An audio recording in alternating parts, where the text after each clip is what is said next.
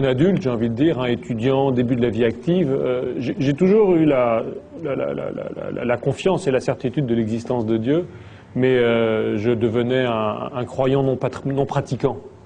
Et en fait, quand on ne pratique pas l'amour, l'amour se délaye, ça devient un peu une potion fade finalement.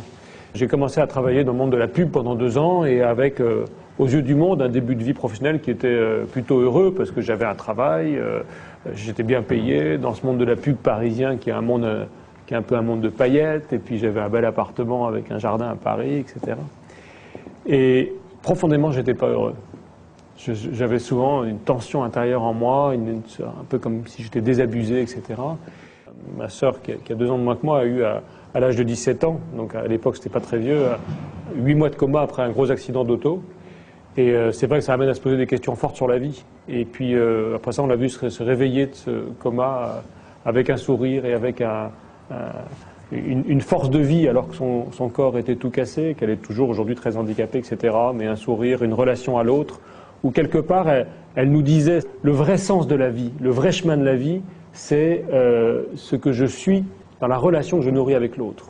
On avait organisé toute une équipe de jeunes comme ça, on avait loué un bateau, on était parti en Turquie, et puis un soir, j'ai eu un peu comme ça, une espèce d'arrêt sur image en voyant cette voûte étoilée sublime, cette crique, cette création tellement belle et majestueuse. Et puis je me suis dit, là je suis dans l'épanouissement de tout ce que le monde propose, le bateau, les amis, les vacances, le travail, etc., où tout ça se passe bien, mais je ne suis pas heureux. Et un peu sous cette espèce de voûte étoilée, j'ai senti en moi le désir de prier. J'avais une quête, et je pense que la quête est importante. Vous savez, il y a une phrase dans la Bible qui dit là où est ton désir, là est ton cœur. Et donc j'avais cette quête, et je pense que la quête, la soif, même si on n'a pas la foi, la quête et la soif sont très importantes. Parce que c'est là que Dieu peut venir toquer à la porte et qu'on peut l'entendre.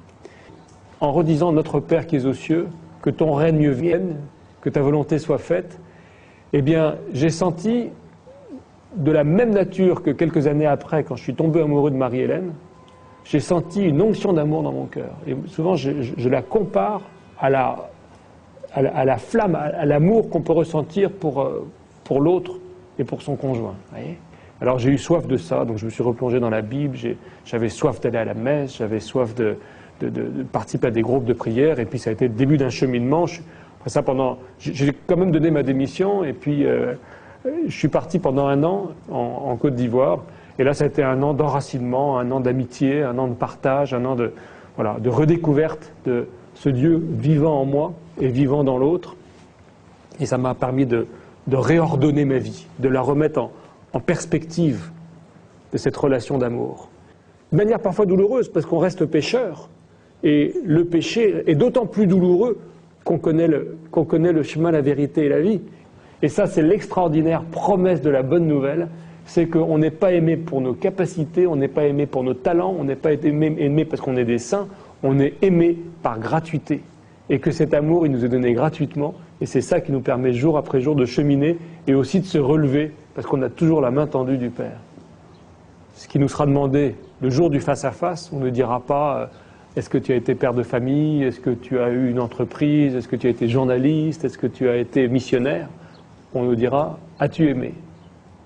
Et s'il y a un jugement, ça sera le jugement de l'amour, c'est le jugement positif. C'est le seul jugement qui va, c'est le jugement de l'amour. Le regard d'amour de Dieu sur nous. Je suis l'amour, as-tu aimé? As-tu envie de goûter et de communier pleinement pour l'éternité à cette source de l'amour?